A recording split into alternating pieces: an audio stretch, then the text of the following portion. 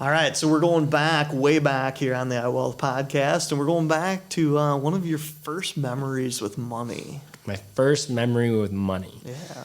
Well, I got my first job at 12 doing a paper route. And then I got Classic my first real part-time job when I was 14. Yep. And then at 16, when you're able to, buy a car and do all of that, I realized I had no money. How could you have no money? You just did a part-time job since you were 12, and you got more of a full-time part-time job when you were 14, and you get to that age 16 and you go to buy your car and you start looking at your bank account and you're like, I don't have enough money to buy this car.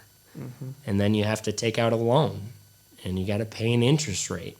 And you think back over the last 4 years and you're like, I made paychecks of this amount, and this amount. Like, what could have happened to this money? Yeah. So that's my first memory of money. So not really a positive one by any means. The takeaway from that is, what if I would have budgeted? Obviously, at 14, you don't have a ton of people budgeting.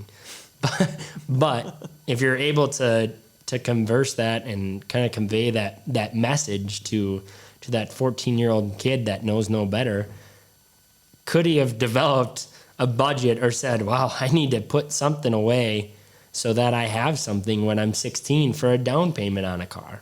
Yeah. So if you were to go back and give yourself a little advice, it would just be budgeting? It would have been create some sort of budget, or say, hey, I'm going to save $50 a month. Yeah. Sit down and actually think about, when you're a kid, you just get your paycheck and you're like, sweet, I got another $200 in my bank account.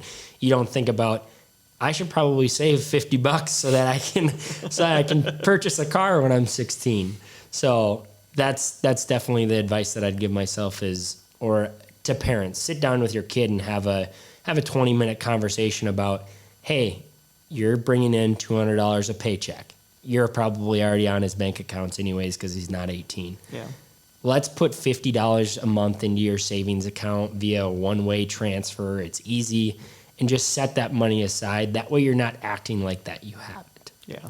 Rather than going to McDonald's with your buddies and buying a frappe every day or buying 5 video games you don't need. It is interesting, though, like looking at your career arc, that now you're doing financial advising and your first real experience with money is just getting owned, right? Like, you did not have a positive. This was totally negative, and now this is what you do as your job. Exactly. So I learned the hard way and had to pay that interest rate.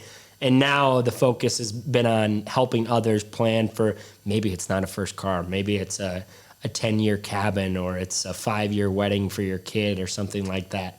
But helping others budget for those things. And maybe it's the larger goal, retirement. But if you're not budgeting for retirement, how are you going to know that you have enough? Yeah. These are all important questions and things that you like dealing with and I don't. So if you want somebody to help you deal with some of this part of the budgeting and thinking through how do you handle the money, they can certainly sit down with you. And, absolutely. And you'll walk them through that. And it would be fun to hear about their first interaction first with money. memory. Yeah. Hopefully it was a more positive experience than mine. That's pretty much everybody. So we'll see you soon.